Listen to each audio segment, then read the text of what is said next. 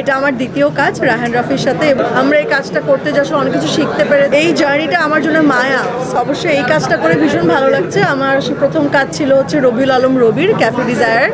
এটা আমার দ্বিতীয় কাজ রায়হান রাফির সাথে এবং it was a pleasure working with Rafi. He is an excellent maker এবং অসম্ভব অর্গানাইজড এবং ভীষণ ইনভলভড। আমরা এই কাজটা করতে যাচ্ছি অনেক কিছু শিখতে পেরেছি এবং এই জার্নিটা আমার জন্য মায়া স্পেশালি মানে মায়া ক্যারেক্টারটা আমার কাছে অলওয়েজ অনেক অনেক স্পেশাল হয়ে থাকে। যে আমি সর্বপ্রথমেই বললাম যে রাফির সাথে কাজ করার অভিজ্ঞতা অসম্ভব ভালো ছিল। মানে হি ইজ অ্যান এক্সেলেন্ট মেকার, এটা নিয়ে বলার কিছু নেই। সে ইতিমধ্যে তার অনেকগুলো কাজ আসলে মানুষ দেখেছে এবং মানে সেটা নিয়ে তার কোয়ালিটি নিয়ে কিছু আর বলার বাকি নেই। কিন্তু আমি বলবো আমি কাজ করতে যে I was very much impressed ওর কাজের স্টাইল দেখে এবং ধরন দেখে এবং সে শুটিংয়ের আগে পরে যে পরিমাণে সময় দেয় এবং গল্প নিয়ে যতটা ভাবে এবং ওর উপস্থিত বুদ্ধি অনেক ভালো। ইনস্ট্যান্স অনেক কিছু চেঞ্জ করে যেটা আসলে রিফ্লেকশন আমরা সেটা স্ক্রিনে দেখতে পাই।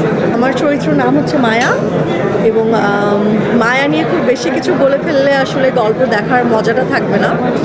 কিন্তু মায়া আমি বলবো যে সাধারণ একটি মেয়ে, এই বাংলাদেশের প্রেক্ষাপটের একটা গল্প, কিন্তু মেয়েটার জার্নিটাও খুব ইন্টারেস্টিং যে পদে পদে তাকে নিজেকে কীভাবে চেঞ্জ করতে হচ্ছে এবং তার জীবন যুদ্ধে যেই চ্যালেঞ্জেসগুলো আসছে সেগুলো সে কীভাবে ফেস করছে এবং আলটিমেটলি যে আসলে এই গল্পে একটা মেসেজ আছে সেই মেসেজটা আমরা এখনই রিভিল করতে চাই না। এটা আসলে গল্প দেখার পরে আমরা আসলে সেটা